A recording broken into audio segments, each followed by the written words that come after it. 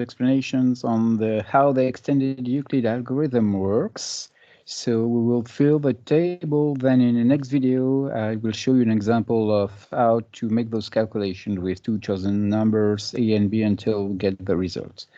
So let's get now to this page. So from A and B integer numbers, the purpose of the extended Euclid algorithm is to get the values of u, v, also the GCD of A and B, such that A times u plus B times v is equal to the GCD of A and B. And also we will assume that A is greater than or equal to B.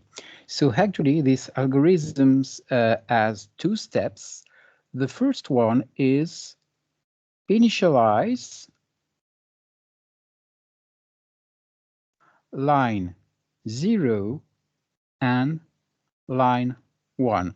So in order to initialize those lines, we will use the RK column. Actually, K corresponds to the number of the lines that are written on the right of the table. And on the first line, we will just write the values of A and B. So now in order to initialize the UK and VK columns, we just have to look at this equality where actually A is sort of associated to the U coefficient. So this association, can be translated in the table by writing a 1 in the UK column and a 0 in the VK column. As the same, from this equation, actually, B is quite of associated to the V coefficient. So we write a 1 in the VK column on the line where B is, that is line number 1, and a 0. And that's all for the initialization step of this algorithm. Now, what we will do is, for all steps, compute QK as the quotient of the Euclidean division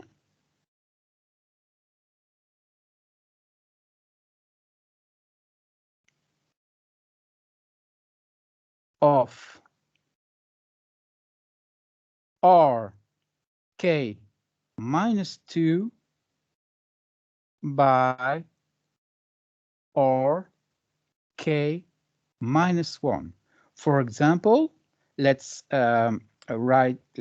use K equal to 2 because we want to calculate the line N2.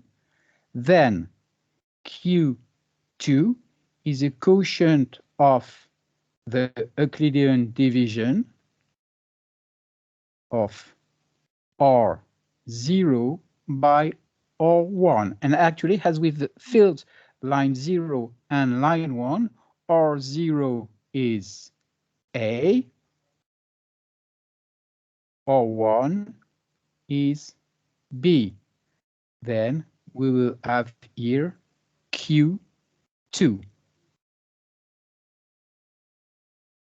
Then from Q2, we will use the general formula that's written actually in the course document. Please see pages 9 and 10 of the document, where actually line K is equal to line K minus 2 minus QK times line K minus 1. So it's true for L2. So what we can write here is that L2 is equal to L0 minus Q2 times L1. That's how you can compute the values of UK, VK, RK, and Q. And actually, this algorithm ends when we reach, just as in the standard or simple Euclid algorithm. Sorry, that was the wrong pen. So let me clear it and erase it. Stop when R, stop at line n, sum line n, when Rn is equal to 0. That is, this algorithm shares the same characteristic that the standard or simple Euclid algorithm. Actually, the values in the column Rk will always decrease, and as they are positive values, at some times this algorithm will reach at some line n a value of R which will be equal to 0, and that's when the algorithm ends.